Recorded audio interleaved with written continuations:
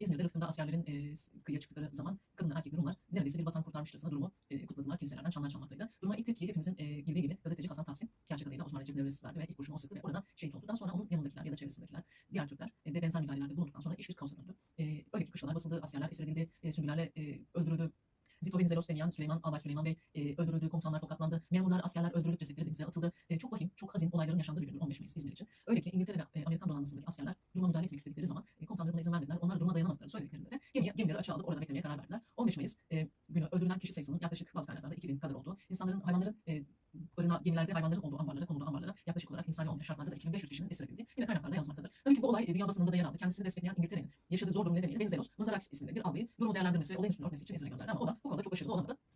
Bu olay yaşandığında elbette bundan kısa bir süre önce İzmir'e vali olarak atanan ve kendisini Yunanlıların sadık bir dostu olarak tanıtan İzzet Bey de İzmir valisiydi. Ne hazindir ki Fevzi Çakmak Paşa İzmir'de herhangi bir işgal yapılırsa askerleri de buna direnme emri verdiği için görevinden alınmıştı Genelkurmay Başkanlığı